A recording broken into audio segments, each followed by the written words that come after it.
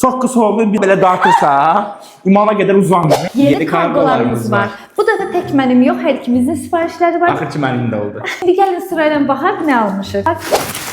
Burada mənim pijamam var. Mamın Altında var. kuxuna da masanın sevdiği sürü yoxdur. Ən sonda geyinəcəm, üzərimdə baxar. Bu nədir? Mənimdir. Dünyaya uyğun, belə şirin şortik. Evə uyğun. Tam evə uyğun, belə şirin şortik. Şalvarımdır. Oo. Bu arada çok Şey beğendim. deyil, yaylıq dəsi. Hem materialı, hem üzerinde duruşu, rengi çok güzeldir.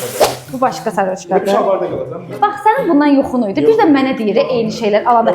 Bir bu renkdə sənin sarhoşkan var. Gedib tapıb gətirəcəm. Eşitdinizdən də gedirəm, tapıb gətirirəm.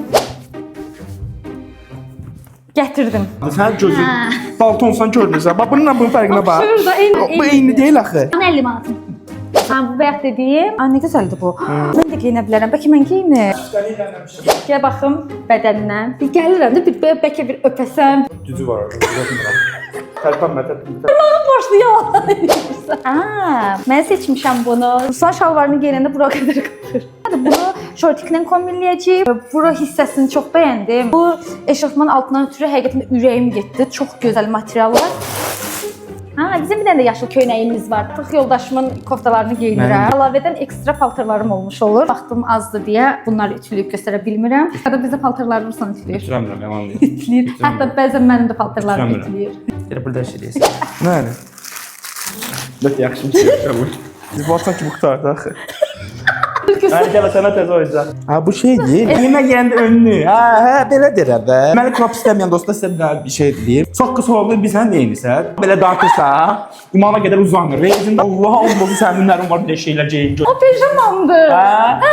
Pijaması başqa. Bu əlində tutan uzun deyib bu. Niyə bilin?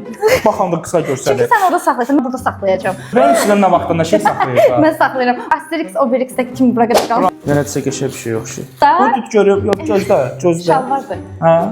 Şey, nə gözəl. Elə tam çölə bayra geyinməli paltardır. Mən bax, gör nə qəşəngdir. Allah gedirən ki, evlidə bax.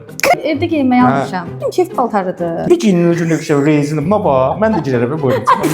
Bu da mənimdir. Bu yaylı şortiklərin üstündən geyinməyə 40-adır. Deyir. Yoldaşım öz aldıqlarını göstərdi. İndi gedir və mən öz aldıqlarımı göstərəcəm.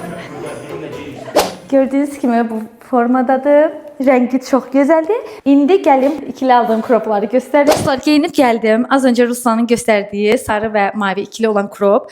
Dəhşət çox bəyəndim. Tam bel hissəsi bu formadadır. Üzərimdən aldığım uzun hırkanı göstərəcəm. Şortların üzərindən geyinmək üçün qolunun bu detayını çox bəyəndim. Gördüyünüz kimi bu formada.